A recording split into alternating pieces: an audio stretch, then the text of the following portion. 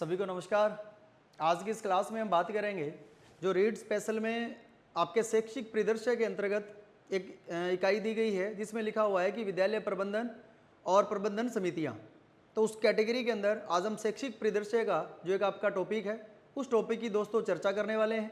आने वाले लगभग 35-40 मिनट बड़े महत्वपूर्ण है क्योंकि एक प्रश्न आपका इसमें से 100% जो पूछा जाएगा। क्योंकि हम यदि बेसिक बात करें तो मोस्टली हमसे पूछा जाता है एसएमसी और एसडीएमसी के बारे में।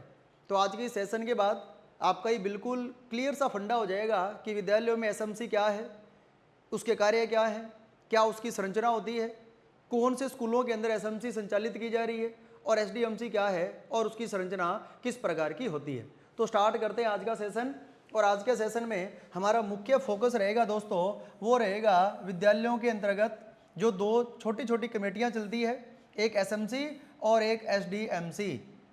तो शैक्षिक परिदृश्य के इस सेशन में आज हम बात करेंगे विद्यालय प्रबंधन एवं उनकी समितियों की।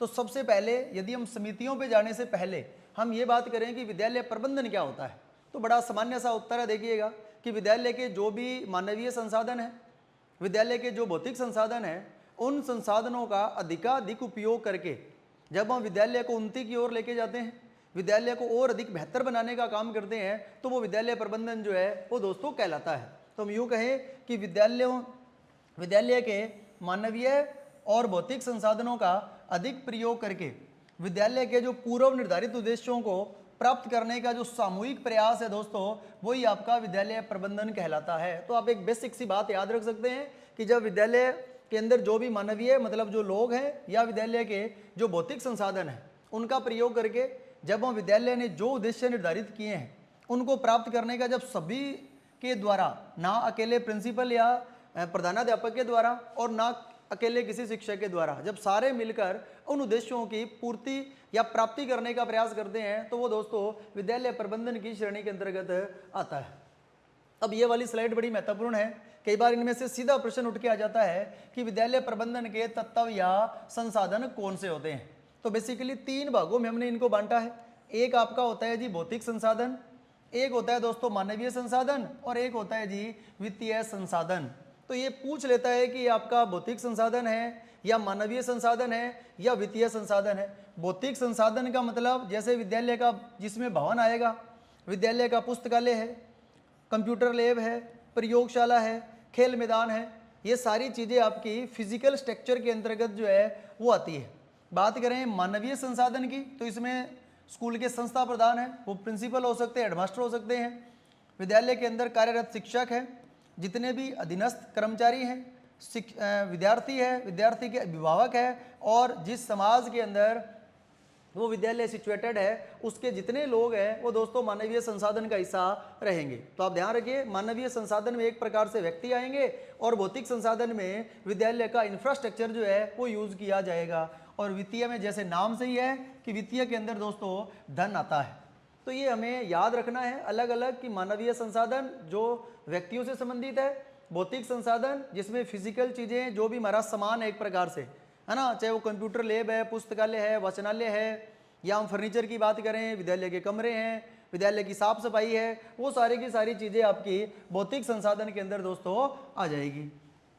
अगली बात देखिएगा, अब ये जो हमने तीनों संसाधन देखे थे, भले ही आपका भौतिक संसाधन था, भले ही आपका वित्तीय संसाधन था और भले ही आपका जो है मानवीय संसाधन था, है ना, उसका रख रखाव करने के लिए विद्यालयों में 2 प्रकार की समितियां चलती है, ये याद रखना है। और वो 2 प्रकार की समितियां कौन सी है? एक को हम बोलते हैं जी विद्यालय प्रबंधन समिति, जिसको शॉर्ट में सब लोग एसएमसी कहते हैं, स्कूल मैनेजमेंट कमेटी। और एक आपकी चलती है जी विद्यालय विकास एवं प्रबंधन समिति, जिसको हम कहते हैं जी एसडीएमसी। अब ये 2 समितियां क्या है, किन कक्षाओं के लिए चल रही है, वो दोस्तों हमें ध्यान रखना है। पहली बात, जो विद्यालय प्रबंधन समिति है ये चलती है कक्षा 1 से 5 या वो विद्यालय जो कक्षा 1 से 8 तक दोस्तों संचालित किए जा रहे हैं। यूँ मानिएगा, जिसको हम बोलते हैं ऐसे विद्यालय जो या तो प्राथमिक शिक्षा जिसमें दी जा रही है या जिनमें उच्च प्राथमिक शिक्षा दी जा रही है, ऐसे विद्यालयों के अंदर एसएमसी का गठन होगा, स्कूल मैनेजमेंट कमेटी का गठन होगा। लेकिन वो विद्यालय जो चल रहे हैं जी 9 से 12, यानी 9 से 12 जहाँ लग रही है, जिसको हम उच्च माध्यमिक विद्यालय भी कह देते हैं, उच्च माध्यमिक विद्यालय, यहाँ पर गठन होगा दोस्तों SDMC का। वहाँ पर गठन किसका होगा जी? SDMC का होगा। लेकिन यहाँ एक समझने वाली बात क्या है वो देखिएगा। मान लीजिएगा कोई विद्यालय कक्षा 1 से 12 तक है, कोई विद्यालय जो है वो कक्षा क्या है जी? 1 से 12 तक है। तो इस स्कूल के अंतर्गत दोनों एजेंसियां काम करेगी, उसमें SMC भी होगी और उसमें होगी जी SDMC, क्योंकि 1 से 8 तक के लिए तो हो जाएगी जी SMC, और 9 से 12 तक वालों के लिए क्या हो जाएगी जी? SDMC हो जाएगी। सीधा पूछा जाएगी SDMC किन विद्यालयों में होती है, तो जिनमें 9 से 12 की कक्षा लग रही है वहाँ SDMC होगी, और जहाँ 1 से 8 की कक्षाएं लग रही है वहाँ SMC होगी। तो जो हमारे प्राथमिक विद्यालय हैं या जो उच्च प्राथमिक विद्यालय हैं उनमें केवल SMC होती है, लेकिन जो हमारे उच्च माध्यमिक विद्यालय हैं इनमें दोनों एजेंसियां काम करती है, उसमें SMC भी आपकी होगी और उसमें दोस्तों SDMC दोनों जो है वो कार्य करेगी, यानी SMC भी होगी और SDMC भी काम करेगी। तो ये हमें देखना है। तो हम एक एक को लेते हैं। पहले हम बात करेंगे SMC की, जो 1 से 8 तक के बच्चों के लिए है, और एक विद्यालय विकास एवं प्रबंधन समिति जो कक्षा 9 से 12 तक के बच्चों के लिए है, उसकी चर्चा दोस्तों हम करेंगे। तो पहले हम बात करने वाले हैं विद्यालय प्रबंधन समिति की, यानी SMC, जिसकी बेसिक बात हम समझ चुके हैं कि ये कैसे विद्यालयों में है जी? उच्च प्राथमिक विद्यालयों में है, यानी ऐसे विद्यालय जो या तो चल रहे हैं 1 से 5 तक और या चल रहे हैं जी 1 से 8 तक, है ना। इन दोनों प्रकार के विद्यालयों में SMC का गठन जो है वो किया जाता है।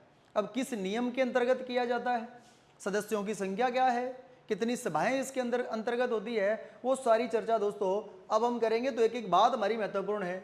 गठन अभी हमने देखा कि या तो राजकीय प्राथमिक विद्यालय जो कक्षा 1 से 5 तक चलते हैं, या राजकीय उच्च प्राथमिक विद्यालय जो 1 से 8 तक चलते हैं, उसके अंदर SMC का गठन किया जाता है। अब यहाँ इंपॉर्टेंट लगा लीजिएगा, क्यों गठन होने लगा या किस धारा के अकॉर्डिंग होता है। तो जो हमारा RTE एक्ट 2009 आया है ना, जो हमारा एजुकेशन जो एक्ट था, उस एक्ट के अंतर्गत जो RTE था 2009 के अंतर्गत आया, हमारे सिलेबस में हम आगे पढ़ेंगे। उसकी धारा 21, पहली बात ये याद रखेंगे, सीधा पूछा जा सकता है कि SMC का गठन RTE एक्ट 2009 की किस धारा के अंतर्गत जो है वो किया जाएगा, तो धारा 21। और उसकी एवज में जो राजस्थान के अंदर RTE नियमावली 2011 में लागू हुई, उसके भाग 2 तथा नियम 3 व 4 के अंतर्गत SMC का गठन किया जाता है। ये दोनों बातें हमें याद रखनी है। सीधा पूछ लिया जाए कि RTE एक्ट की किस धारा के अंतर्गत है, तो धारा 21। लेकिन यदि राजस्थान के रेफरेंस में पूछेगा वो, तो राजस्थान की जो नियमावली है 2011 की, उसका भाग पूछा जाए तो दूसरा, और उसका नियम पूछा जाए तो तीसरे और चौथे नियम के अंतर्गत SMC गठन का प्रावधान जो है वो दोस्तों दिया गया है।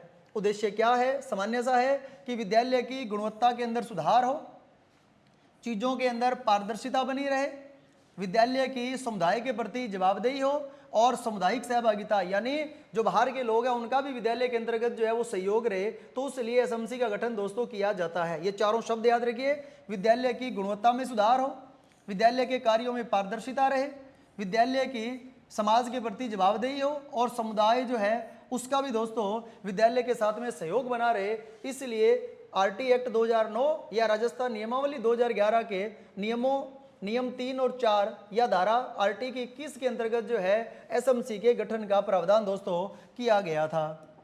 बढ़ते आगे देखिएगा, वेरी वेरी इंपॉर्टेंट, कि विद्यालय प्रबंधन समिति के भाग की बात करें तो समिति के दोस्तों 2 भाग होते हैं। यूं कहिएगा कि 2 प्रकार, जब SMC का गठन होता है तो उसमें 2 प्रकार की सभाओं का गठन किया जाता है। एक सभा होती है दोस्तों साधारण सभा, सामान्य चर्चा याद रखिएगा, एक साधारण सभा, और साधारण सभा के बाद में गठन होगा दोस्तों कार्यकारिणी सभा का।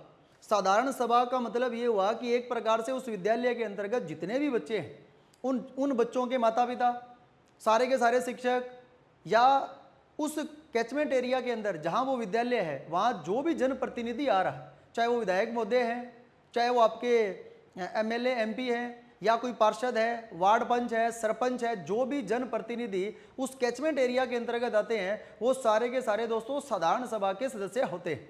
तो साधारण सभा तो उस कैचमेंट एरिया जहाँ विद्यालय है उससे संबंधित जितने भी लोग हैं, चाहे वो स्कूल के हैं और चाहे वो समुदाय के हैं, जनप्रतिनिधि है, उन सब से मिलकर एसएमसी के अंदर साधारण सभा का दोस्तों गठन होता है। और जब वही साधारण सभा अपने अंदर से उन 16 मेंबर को चुनती है, जो 16 मेंबर एक्टिव होकर, है ना, रेगुलरली विद्यालय के विकास के लिए कार्य करेंगे, वो कहलाती है कार्यकारिणी सभा, है ना। तो दोनों में अंतर है। सबसे पहले साधारण सभा का गठन होगा और साधारण सभा ही अपने अंदर से 16 व्यक्तियों का चुनाव करके, कौन कौन से होंगे भी हम आगे देखेंगे, उन्हीं साधारण सभा के अंदर से 16 व्यक्ति जो है कार्यकारिणी सभा के अंतर्गत जो है चुने जाते हैं। तो याद ये रखिए कि साधारण सभा के जो व्यक्ति हैं वो ही उन्हीं के अंदर से कार्यकारिणी सभा का गठन किया जाता है। जिस प्रकार से एक हम यूं समझिएगा, जब सरकार बनती है तो सरकार एक मंत्रिमंडल निर्धारित करती है जिसमें 25, 30, 35, 40 के लगभग मंत्री होंगे, लेकिन उन्हीं मंत्रियों के अंदर से कुछ मंत्रियों को कैबिनेट मंत्री का दर्जा भी दिया जाता है। ये एक प्रकार से वो है कार्यकारिणी सभा, एक प्रकार से आपकी कैबिनेट सभा है, कैबिनेट मंत्रियों की एक सभा है, जबकि साधारण सभा जो है वो सभी मंत्रियों को मिलाकर बनी वो है। तो कहने का मतलब दो है, एक तो क्या है जी साधारण सभा जिसमें सभी सदस्य आएंगे, चाहे वो अभिभावक है, चाहे शिक्षक है, चाहे माता पिता है, चाहे संरक्षक है, जनप्रतिनिधि है, या कार्यकारिणी सभा के अंदर हमने किसी को निर्वाचित किया या दोस्तों किसी को किया गया जी मनोनीत सदस्य, ये सारे के सारे आपके साधारण सभा के सदस्य होंगे। लेकिन जो उपरोक्त में शामिल ना हो, ये बात इसलिए कही गई है, मान लो कार्यकारिणी समिति के अंतर्गत आपने किसी सदस्य को मनोनीत कर दिया, जो मनोनीत सदस्य है ऊपर वाली कैटेगरी में नहीं है ना, तो उनको भी साधारण सभा का सदस्य जो है वो माना जाता है। यानी जो कार्यकारिणी समिति के जो सदस्य होंगे, आप इतना मान लीजिएगा कि जो कार्यकारिणी समिति के जो सदस्य होंगे ना, वो भी साधारण सभा के सदस्य होंगे। इसके अलावा अभिभावक, शिक्षक, माता पिता, संरक्षक, जनप्रतिनिधि, ये सारे के सारे साधारण सभा के सदस्य होते हैं। और ये साधारण सभा अपने में से 16 मेंबर को चुनती है, वो कहलाती है जी आपकी कार्यकारिणी सभा। तो साधारण सभा में से जो 16 मेंबर है वो मिलकर जिस सभा का निर्माण करते हैं दोस्तों, वो कहलाती है आपकी कार्यकारिणी सभा। बढ़ते हैं अगली स्लाइड की ओर। अब बैठक है, एक एक चीज को अच्छे से याद करते जाइएगा, मैंने कंपैरेटिवली आपके लिए दिया है ताकि हमें अलग अलग नहीं भागना पड़े, बार बार आगे पीछे नहीं होना पड़े कि साधारण सभा कहाँ पर है और कार्यकारिणी सभा कहाँ पर है। यदि हमें अब दोनों सभाओं का मान लीजिएगा गठन हो गया, हमने साधारण सभा का गठन कर दिया, पहले बनाई हमने साधारण सभा सभी को मिलाकर, फिर इसमें से हमने साधारण सभा के अंदर से गठन कर दिया 16 मेंबर लेकर कार्यकारिणी सभा का। अब प्रश्न उठा कि इनकी बैठकें कैसे होगी, तो देखिए साधारण सभा की बैठक प्रति वर्ष जो है वो 3 बार होना अनिवार्य है। यानी यूं मान लीजिएगा कि 3 महीने में एक बार कम से कम साधारण सभा की बैठक होनी चाहिए, जिसमें सभी गार्जियंस, माता पिता, स्कूल के सारे शिक्षक, जनप्रतिनिधि, कार्यकारिणी सभा के जो सदस्य वगैरह सारे के सारे उसमें भाग जो है वो लेने चाहिए। लेकिन कार्यकारिणी जो सभा है उसकी प्रत्येक माह में जो है एक बार बैठक अनिवार्य है दोस्तों, और ये बैठक हमेशा अमावस्या के दिन ही होगी। याद रखिए, तो कुल मिलाकर कार्यकारिणी सभा की न्यूनतम बैठक एक साल में 12 होनी चाहिए। एक साल में कितनी होनी चाहिए जी 12, और ये 12 की 12 बैठक किस दिन होगी, अमावस्या के दिन होगी। अब प्रश्न उठा कि यदि अमावस्या वाले दिन छुट्टी है तो क्या होगा, तो जस्ट उसे अगले दिन, मान लो अमावस्या वाले दिन रविवार आ गया या कोई राजकीय विकास आ गया, तो ये अगले दिन यानी जस्ट जिस दिन विद्यालय खुलेगा, जो वर्किंग डे होगा, उस दिन कार्यकारिणी सभा जो है उसका जो है वो सभा का जो सभा है उसकी बैठक अरेंज की जाएगी। अब फिर याद रख सकते हैं कि क्या कार्यकारिणी सभा के अंतर्गत साधारण सभा के सभी सदस्यों का शामिल होना आवश्यक है क्या? बिल्कुल आवश्यक नहीं है। इसमें केवल जो कार्यकारिणी सभा में हम 16 मेंबर लेंगे, उन मेंबर का इस सभा के अंतर्गत जो है वो आना जरूरी है। अब प्रश्न उठा कि इनका कार्यकाल कितना होगा, तो सीधा याद रखिए कार्यकाल होता है 2 वर्ष। 2 वर्ष के बाद में जो कार्यकारिणी सभा है दोस्तों, उसका दोबारा से गठन जो है वो किया जाएगा। तो साधारण सभा या कार्यकारिणी सभा का यदि पूछ लिया जाए कि कितना है, तो क्या बताएंगे जी 2 वर्ष है ना। मोस्टली पूछा जाता है कार्यकारिणी सभा कि कार्यकारिणी सभा का गठन हमें कब करना होता है, तो 2 वर्ष के बाद हमें नई कार्यकारिणी सभा का गठन दोस्तों करना पड़ेगा। अब कोरम का मतलब होता है कि मान लीजिएगा 3 महीने के बाद हमने साधारण सभा की मीटिंग रखी, तो जितने लोग उस मीटिंग के अंदर जो है वो एलिजिबल है, मान लो जनप्रतिनिधि, जो लोग, अभिभावक, कितने बच्चे पढ़ रहे हैं, है ना, तो मान लीजिएगा 500 लोग हो गए कुल मिलाकर, तो उनमें से उस मीटिंग में यदि 25% लोगों की उपस्थिति कम से कम अनिवार्य है, यदि 25% से कम लोग आते हैं तो उस दिन सभा नहीं होगी, फिर किसी अन्य दिन जो है उसका निर्धारण किया जाएगा। तो ये कोरम याद रखेंगे। साधारण सभा का जो कोरम है वो दोस्तों 25% कम से कम होना चाहिए, जबकि कार्यकारिणी सभा जो कि मुख्य हर महीने अरेंज होगी, एक मुख्य सभा है, उसमें कम से कम 33% यानी 16 सदस्य होंगे, तो लगभग 6 सदस्य जो है वो दोस्तों उस दिन उपस्थित होने चाहिए। तीनों लिखा है मैंने। कार्यकारिणी सभा के अंदर कोरम कितने सदस्यों का है, तो न्यूनतम 6 सदस्य आए। प्रतिशत में पूछ लिया जाए तो 33%, और बटा में पूछा जाए तो 1/3। ये प्रश्न कैसे भी पूछा जा सकता है कि कार्यकारिणी सभा का कोरम कितना होता है, तो कोरम 33% या 1/3 होगा, और यह होगा दोस्तों कम से कम 6 सदस्य है। चौथे बिंदु पर आते हैं, दोनों के काम क्या है। साधारण सभा का पहला काम यही हो गया, कार्यकारिणी समिति का गठन करना, जो आय व्यय है उसकी समीक्षा करना। जो पैसा स्कूल में आया, चाहे वो जन सहयोग से आया, चाहे वो सरकारी फंड से आया, तो उसका कहाँ पर जो है वो पैसा लगाया गया, ये हमें जो है वो देखना है। इसके अलावा अध्यक्ष और उपाध्यक्ष का चयन करना और विद्यालय हित में निर्णय लेना। जबकि कार्यकारिणी समिति क्या है, ये स्कूल संचालन में अपना योगदान देगी, है ना, स्कूल संचालन को बेहतर बनाने में अपना योगदान देगी, रिपोर्टिंग करेगी, अनुदान के उपयोग संबंधी दिशा निर्देश देगी, और शैक्षिक गुणवत्ता की क्या करेगी दोस्तों, मॉनिटरिंग करेगी। तो ये शब्द आप याद रखिएगा कि स्कूल संचालन में इसका रोल होता है, रिपोर्टिंग में इसका रोल होता है, अनुदान से जो राशि प्राप्त हुई है उसके उपयोग में इसका रोल होता है, और शैक्षिक गुणवत्ता की मॉनिटरिंग जो है वो इस कमेटी के द्वारा दोस्तों की जाती है। आप ये मानिए मुख्य समिति तो है ये वाली कार्यकारिणी समिति, जिसका रेगुलर जुड़ाव जो है वो विद्यालय के साथ दोस्तों रहता है। अब यदि ये भी पूछ लेना कि साधारण सभा के अध्यक्ष, उपाध्यक्ष या सचिव वगैरह कौन होते हैं, तो याद रखिए इस कार्यकारिणी सभा के जो अध्यक्ष बनेंगे, जो उपाध्यक्ष बनेगा, जो सचिव होगा, वो इस साधारण सभा की बैठकों की क्या करेगा दोस्तों, अध्यक्षता करेगा। क्या करेगा जी, अध्यक्षता करेगा। तो याद रखिए साधारण सभा के अंदर से ही कार्यकारिणी समिति का गठन होगा, और कार्यकारिणी समिति के जो अध्यक्ष, उपाध्यक्ष या जो सचिव वगैरह होंगे वही साधारण सभा की जो 3 महीने के बाद बैठक अरेंज होगी उसके अध्यक्ष, उपाध्यक्ष और सचिव के रूप में कार्य करेंगे। ये बहुत इंपॉर्टेंट चीज है कि इनमें कितने सदस्य होते हैं। बात कर रहे हैं अब हम कार्यकारिणी समिति की, क्योंकि पर्टिकुलर जो है मैं इसके ऊपर ज़्यादा फोकस करना है। जो कार्यकारिणी जो सभा या समिति है, इसमें सदस्यों की संख्या वर्तमान में है दोस्तों 16, बिल्कुल एग्जैक्ट है। 21 जून 2016 से इसकी संख्या कर दी गई दोस्तों कितनी, 16। जो 21 जून से पहले थी 15, दोनों लिखा है मैंने, कंफ्यूज नहीं होना हमें। सीधा वर्तमान पूछा जाए तो वर्तमान में दोस्तों कितनी है जी, 16 जो है वो सदस्यों की है जी संख्या, कितनी, 16। लेकिन पहले कितनी थी, पहले थी जी 15। अब ये वाली स्लाइड महत्वपूर्ण है, और ये तीनों चीजें जो है वो आप याद रखेंगे। कितने प्रकार के सदस्य होते हैं, सीधा प्रश्न आ जाए कि कार्यकारिणी समिति में कितने प्रकार के सदस्य होते हैं। तो देखिए इसमें पदेन सदस्य भी होंगे, इसमें निर्वाचित सदस्य भी होंगे, और इसमें मनोनीत सदस्य भी होंगे। यदि तीनों ऑप्शन आते हैं कि कार्यकारिणी समिति में कैसे सदस्य होंगे, एक में लिख दिया जी पदेन, एक में लिख दिया जी निर्वाचित, एक में लिख दिया मनोनीत, और एक में लिख दिया उपरोक्त सभी, तो तीनों ही आंसर सही होंगे। जनरली पूछता है निर्वाचित और मनोनीत कि किस प्रकार के सदस्य होते हैं, तो आप दोनों उत्तर बताइए कि जो हमारी कार्यकारिणी समिति है उसमें पदेन सदस्य, उसमें निर्वाचित सदस्य भी होते हैं और मनोनीत सदस्य भी दोस्तों इसमें होते हैं। अब हम एक एक डेटा याद रखेंगे कि ये जो 16 सदस्य है ना, ये कौन होते हैं। सबसे पहले पदेन सदस्य, पदेन सदस्यों की संख्या इसमें होती है दोस्तों 2। कौन कौन होंगे, एक तो जिस वार्ड के अंदर विद्यालय है उसका वार्ड पंच, और एक स्कूल का संस्था प्रधान, ये दोनों होते हैं जी पदेन सदस्य। निर्वाचित सदस्यों की संख्या होती है 12, रट लीजिएगा। निर्वाचित सदस्य कितने हैं जी, 12।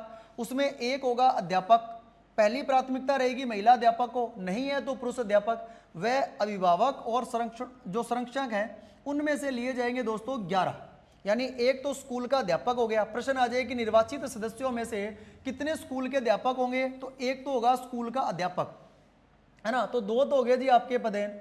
निर्वाचित में 1 + 11 = 12, यानी 1 होगा अध्यापक और 11 होंगे दोस्तों गार्जियंस। लेकिन यहाँ अनिवार्यता क्या है कि इन 12 में से 50% महिलाएं, यानी 6 महिलाओं का होना दोस्तों अनिवार्य है। अब प्रश्न आया जी मनोनीत सदस्य कितने हैं, तो मनोनीत सदस्यों की संख्या दोस्तों इसमें होगी 2। वो कौन कौन से हैं, उनका मनोनयन करेगा एमएलए साहब। कौन करेगा जी, जो विधानसभा के सदस्य हैं उस लोकेलिटी के जिस विधानसभा में विद्यालय आता है, उनके द्वारा मनोनीत या तो कोई शिक्षाविद या विद्यार्थी, इन दोनों में से एक आएगा। कई बार ये प्रश्न आया हुआ है पेपर में कि एसएमसी के अंदर कितने विद्यार्थी न्यूनतम होने चाहिए। देखिए दोस्तों, एक विद्यार्थी उसके अंदर रहेगा और एक अभिभावक और संरक्षण में से क्या होगा जी, मनोनीत होगा। आप यूं याद रखिए, एमएलए के द्वारा 2 सदस्यों का मनोनयन विद्यालय की एसएमसी के अंतर्गत किया जाता है। ये बिल्कुल सीधा प्रश्न आ गया कि विधानसभा सदस्य जो है वो कितने सदस्यों का मनोनयन या कितने सदस्यों को एसएमसी के अंदर मनोनीत कर सकता है, तो 2। वो 2 कौन हो सकते हैं, या तो कोई शिक्षाविद हो सकता है और या उस विद्यालय में पढ़ने वाला कोई विद्यार्थी जो है वो हो सकता है, मतलब दोनों में से एक। और एक जो है वो अभिभावक या संरक्षक में से कोई सा भी हो सकता है। तो ये आपको वेरी वेरी इंपॉर्टेंट तीनों चारों बातें देखिए। सदस्य संख्या 16 है, 16 की ये 16 कौन कौन है, तो 2 तो आपके पदेन हो गए, 12 आपके निर्वाचित हो गए और 2 दोस्तों आपके हो गए जी मनोनीत। तो 12 और 2 14 और 2 16। अब ये कौन कौन से हैं ये आप याद रखेंगे। महत्वपूर्ण याद रखने वाला है कि कितने अध्यापक हो सकते हैं, एक अध्यापक, महिला अध्यापक को प्रायोरिटी है। और विद्यार्थी कितने होते हैं जी, तो एक विद्यार्थी इसके अंदर मनोनीत हो सकता है। अब विशेष में देखिए कि कितने 75% जो है, जो भी मान लीजिए कि 16 सदस्य मनोनीत होंगे, इनमें से मनोनीत या निर्वाचित या पदेन सदस्य हैं, इनमें से 75% अभिभावक या संरक्षक होंगे, जिनमें संख्या पूछी जाए या तो 12 और या 3/4, 3/4। मैंने तीनों ऑप्शन लिख दिए हैं। प्रतिशत में पूछे कि एसएमसी में कितने प्रतिशत अभिभावक या संरक्षक होते हैं, तो 75। कुल संख्या पूछ ले तो 12, और यदि बटा में पूछ ले तो 3/4। अब शिक्षक या जनप्रतिनिधि कितने होते हैं, तो बाकी जो बचेंगे 25% वो या तो शिक्षक होंगे और या जनप्रतिनिधि होंगे। ऊपर वाला पूछा जाता है कि एसएमसी में कितने प्रतिशत अभिभावक या संरक्षक होते हैं, तो 3/4, 12 या 75%, है ना। अब ये मैंने नोट में लिखा है, अच्छा प्रश्न है। देखिएगा कि जो 16 सदस्य हैं, 50% महिला सदस्यों की अनिवार्यता है ना, कि 50% एसएमसी के अंदर, यानी 8 महिला, 16 में से 8 महिला कम से कम जो है एसएमसी के अंतर्गत जो है वो होनी चाहिए। अब प्रश्न ये आ गया, क्या जी 8 से ज़्यादा हो सकती है क्या? बिल्कुल हो सकती है, कम नहीं हो सकती। न्यूनतम जो है 50% तो है ही है। अब 9 भी हो सकती है, 10 भी हो सकती है, लेकिन 8 से कम नहीं हो, 50% से कम नहीं होनी चाहिए। तो ये कार्यकारिणी समिति के बारे में दोस्तों हमारा डेटा था।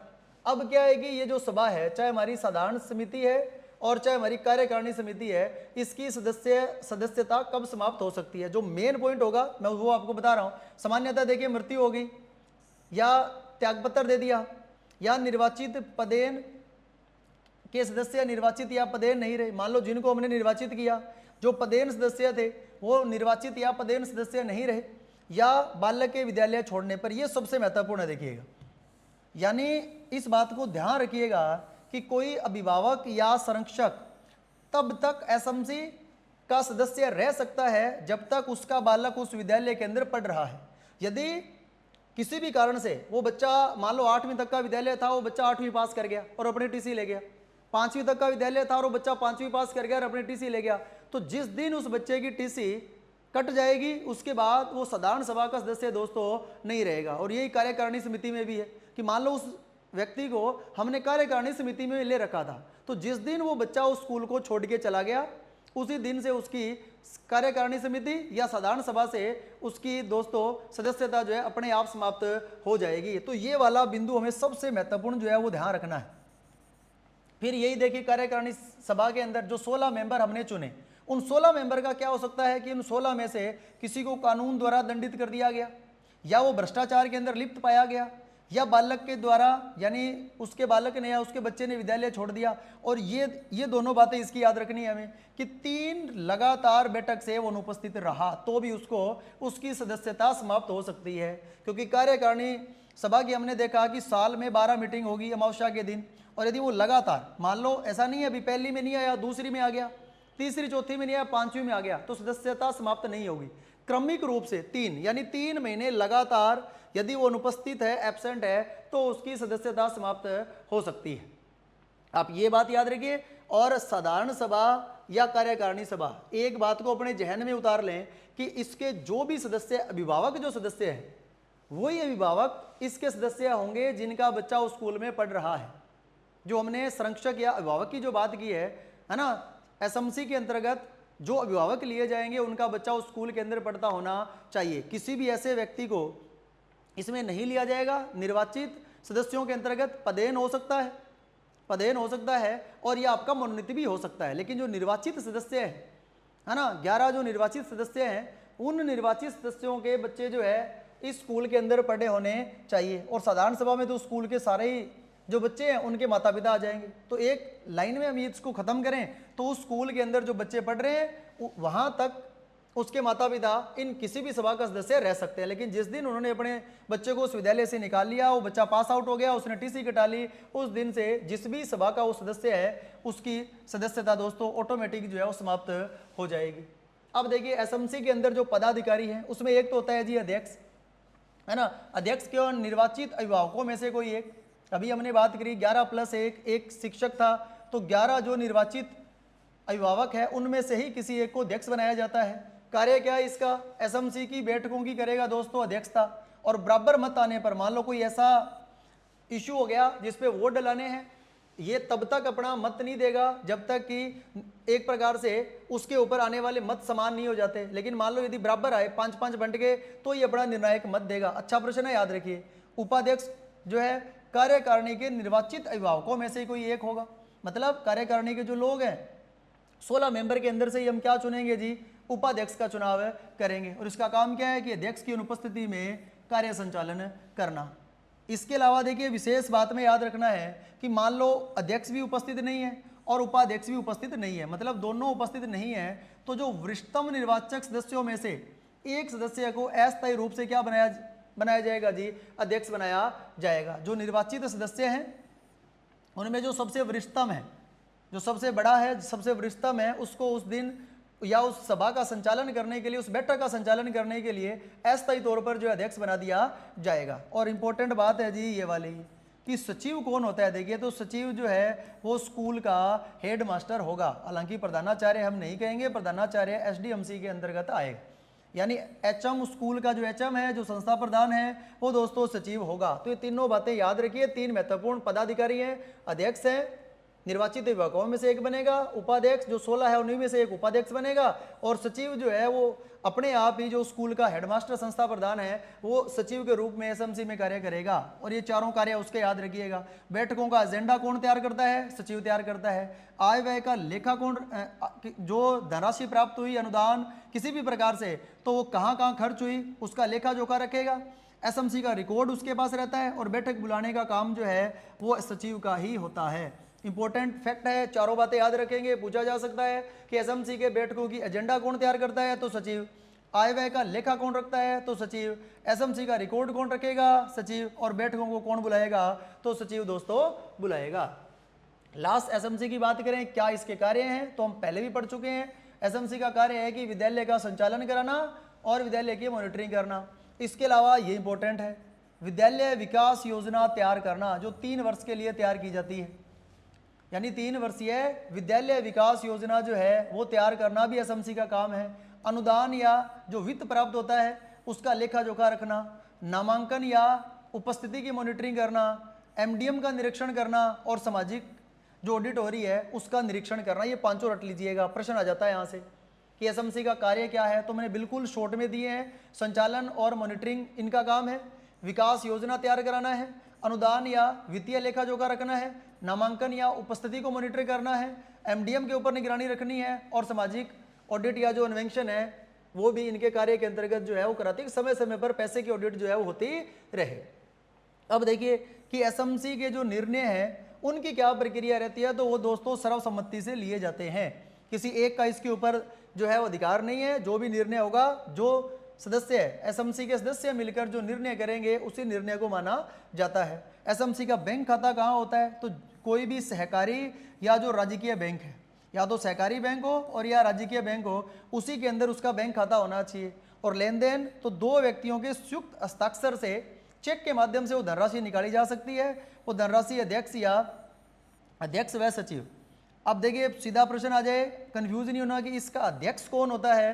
तो एसएमसी का अध्यक्ष सदैव जो अभिभावक होगा, जिसका बच्चा उस स्कूल में पढ़ रहा है, तो अभिभावक उस एसएमसी का अध्यक्ष होगा। ये प्रश्न बहुत बार आ गया है ना, कि एसएमसी का जो अध्यक्ष होगा ना, वो अध्यक्ष होगा अभिभावकों में से कोई एक, और सचिव होगा जी स्कूल का एचएम, जिसको हम हेडमास्टर बोलते हैं। तो इन दोनों के संयुक्त हस्ताक्षरों से चेक के माध्यम से, नगद भुगतान नहीं हो सकता, चेक के माध्यम से जो है पैसों का लेन देन जो है वो दोस्तों किया जाएगा। तो ये आपका था एसएमसी। हमने पढ़ा दोस्तों एसएमसी के बारे में, किस धारा के अंतर्गत उसका रजिस्ट्रेशन हुआ, या हम यूं कहें जी इसका गठन किया गया, कितने लोग थे, कौन सी सभाएं या समितियां थी, उनका गठन किस प्रकार से होता है और कैसे कैसे जो है वो कार्य करती है, कितनी सदस्य संख्या है, कौन अध्यक्षता करेगा, कौन उपाध्यक्ष होगा, कौन सचिव होगा और इनके कार्य क्या रहेंगे, इसकी चर्चा हम लोगों ने की। अब उसी विद्यालय के अंतर्गत जो विद्यालय यदि उच्च माध्यमिक स्तर का विद्यालय है, जो कक्षा 1 से 12 चलता है या 9 से 12 चलता है दोस्तों, यानी जर्नल 9 से 12 के लिए विद्यालयों के अंदर जिस समिति का गठन किया जाता है उसको हम बोलते हैं एसडीएमसी, यानी विद्यालय विकास एवं प्रबंधन समिति। ध्यान रखिए वर्तमान में हमारे राजस्थान में 3 ही प्रकार के विद्यालय संचालित हो रहे हैं, 1 से 12 है, 1 से 5 है और 1 से 8 है। हालांकि कुछ जगह 6 से 12 भी मिलेंगे, लेकिन याद रखिए 10वीं तक का कोई भी विद्यालय अब हमारे राजस्थान के अंदर नहीं है जो 6 से 10 चल रहा हो या 1 से 10 चल रहा हो। 10 वाला फंडा जो है उसको समाप्त कर दिया गया। सारे के सारे विद्यालय या तो प्राथमिक है या उच्च प्राथमिक है और या उच्च माध्यमिक है। माध्यमिक स्तर का कोई भी विद्यालय हमारे राजस्थान के अंदर वर्तमान के अंदर जो है वो सिचुएटेड नहीं है, मतलब सारे जो विद्यालय हैं उनको क्रमोन्नत कर दिया गया है। तो जो 1 से 5 या 1 से 8 वाले हैं वहाँ एसएमसी काम करेगी, जो 1 से 12 है या 6 से 12 है वहाँ 2 समितियाँ काम करेगी, 6 से 8 के लिए एसएमसी या 1 से 8 के लिए एसएमसी और 9 से 12 के लिए जो है वो काम करेगी एसडीएमसी। हमें इस बात के लिए भी कंफ्यूज नहीं होना कि मान लो विद्यालय 1 से 8 तक है तो क्या वहाँ 2 होगी, नहीं होगी। 1 से 5 और 1 से 8 के लिए एसएमसी है तो सीधा हम बोलते हैं कि 1 से 8 के लिए एसएमसी है, चाहे विद्यालय 1 से 5 है और भले 1 से 8 है। तो अब हम बात करते हैं जनरली 9 से 12 के लिए जो एक समिति हमारे विद्यालयों में चलती है जिसको हम विद्यालय विकास एवं प्रबंधन समिति के नाम से जानते हैं। परिचय की बात करें तो 22 अप्रैल 1999, याद रखिए 22 अप्रैल 1999 से माध्यमिक शिक्षा के स्कूलों में, देखिए माध्यमिक शिक्षा का मतलब जो स्कूल 1 से 12 के हैं या जो स्कूल 6 से 12 के हैं, उन माध्यमिक शिक्षा के स्कूलों के अंतर्गत वर्तमान के अंदर एसडीएमसी जो है वो संचालित की जा रही है। गठन राज्य के माध्यमिक, ये इसलिए लिखा है कि पहले माध्यमिक होते थे अब माध्यमिक स्कूल नहीं है, तो वर्तमान में हम सीधा कह सकते हैं कि राजकीय उच्च माध्यमिक स्कूलों में यानी कक्षा 9 से 12 तक के जो स्कूल है उनके अंदर इनका गठन किया जा रहा है। मैं फिर रिपीट कर रहा हूँ, कंफ्यूज नहीं होना। 9 से 12 का मतलब नहीं है कि जिसमें 4 ही क्लासें चलें, कहने का मतलब जहाँ 9 से 12 की क्लासें चल रही है, यानी वो 1 से पहले 10वीं तक स्कूल होते थे तो 1 से 10 होता था और 1 से 12 होता था। वर्तमान में 1 से 10 विद्यालय नहीं है तो 1 से 12 है ना, तो 9 से 12 क्लासों के लिए जहाँ 9वीं भी है, 10वीं भी है, 11वीं भी है, 12वीं भी है, उन क्लासों के प्रबंधन के लिए जो एसएमसी के अलावा एक गठन होगा वो होगा जी एसडीएमसी का। फिर देखिए सदस्य देखें तो इसमें सदस्य होते हैं जी 23, एसएमसी के अंदर थे जी 16, इसमें है जी 23 और ये भी 1 जुलाई 2016 से है। और इसमें भी वही एसएमसी की तरह है कि 50% महिला सदस्यों का होना अनिवार्य है। ये याद रखने वाला प्रश्न है। देखिए ये याद रखने वाला प्रश्न इसलिए है कि कम से कम एक सदस्य ऐसा होना चाहिए जो स्कूल की एसएमसी का भी सदस्य हो और स्कूल की एसडीएमसी का भी क्या हो जी सदस्य हो, क्योंकि 9 से 12 जहां क्लासें लगेगी वहां 2 एजेंसियां काम करेगी, एसएमसी और एसडीएमसी। तो एक सदस्य कम से कम ऐसा हो जो एसएमसी का भी सदस्य हो और एसडीएमसी का भी दोस्तों सदस्य होना चाहिए। अब इस एसडीएमसी का अध्यक्ष कौन होगा, वेरी वेरी इंपॉर्टेंट, स्कूल का जो प्रिंसिपल है जिसको हम प्राचार्य बोलते हैं, प्रधानाचार्य बोलते हैं, वो रहेगा। अब आप इसको पैरेलल याद रख सकते हैं कि एसएमसी का जो अध्यक्ष है वो कोई अभिभावक होता है, जबकि एसडीएमसी का जो अध्यक्ष है वो दोस्तों कोई स्कूल का जो प्राचार्य है वो रहेगा। सचिव कौन होगा, एसएमसी का जो सचिव था वो दोस्तों स्कूल का हेडमास्टर था, जबकि एसडीएमसी का जो सचिव है वो स्कूल का जो वरिष्ठ व्याख्याता है या वरिष्ठ अध्यापक है ना, वो एसडीएमसी का दोस्तों क्या होगा जी सचिव होगा। अब क्या जी इसके कार्य क्या है, तो स्कूल की विकास योजना बनाना, वही है देखिए वित्तीय कार्य या आय व्यय का रिकॉर्ड रखना या प्रत्येक माह की अमावस्या को बैठकों का आयोजन कराना। तो एसएमसी और एसडीएमसी की जो मीटिंग है वो एक ही दिन होती है और वो होती है दोस्तों अमावस्या के दिन। तो यहाँ ये 4 स्लाइडें जो है ना ये महत्वपूर्ण है। देखिए परिचय, कब गठन हुआ, किन विद्यालयों के अंदर गठन होता है, सदस्य संख्या कितनी है, अध्यक्ष कौन होगा और सचिव जो है वो कौन होगा। और लास्ट बात दोस्तों हम करें, एसडीएमसी अपने अंडर में 2 उप समितियों का क्या करती है जी गठन करती है। एक उप समिति जिसका नाम आता है जी भवन समिति, जिसका कार्य है भवन संबंधी कार्यों का रख रखाव करना। और दूसरी है दोस्तों शैक्षिक उप समिति, जो समस्त शैक्षिक व्यवस्था का निर्धारण करती है, उनका मॉनिटरिंग करती है। तो जो भवन उप समिति है इसमें सदस्यों की संख्या होती है दोस्तों 6, और जो शैक्षिक उप समिति है इसमें सदस्यों की संख्या होती है जी 8। कार्य क्या है, जैसा कि नाम से है, भवन समिति भवन संबंधी समस्त कार्य, और शैक्षिक समिति यानी पढ़ाने से संबंधित जो कार्य है उनकी मॉनिटरिंग इसके द्वारा की जाती है। एक हमारे स्कूलों के अंदर पीटीए होता है, जिसको हम बोलते हैं जी शिक्षक अभिभावक संघ, पेरेंट्स टीचर एसोसिएशन है, यानी शिक्षक अभिभावक संघ जिसको हम बोलते हैं जी पीटीए, है ना। इसका है, ये स्कूलों में अभिभावकों को जोड़ने का कार्य करती है। ये प्रश्न आ सकता है कि पीटीए की मीटिंग एक साल में कितनी होगी, तो कम से कम साल में पीटीए की 3 बैठक जो है वो होनी चाहिए। तो कई बार पीटीए के बारे में पूछ लिया जाता है कि पीटीए क्या है, तो हमें याद रखना है पीटीए जो शिक्षक अभिभावकों का संघ है ना। कहने का मतलब 3 साल में बच्चे का रिजल्ट कैसा रहा, कितनी बच्चे की उपस्थिति रही, इसके लिए हर 3 यानी साल में 3 बार अभिभावकों को बुलाया, बच्चे की प्रोग्रेस के बारे में बताया, ताकि शिक्षक और अभिभावकों का जुड़ाव जो है वो दोस्तों आपस में बना रहे। इसको लेकर जो है ये पीटीए जो है इसका गठन किया जाता है। तो ये हमारी एक इकाई थी शैक्षिक प्रबंधन को लेकर, जिसमें हमने एसएमसी, जिसमें हमने चर्चा करी दोस्तों एसएमसी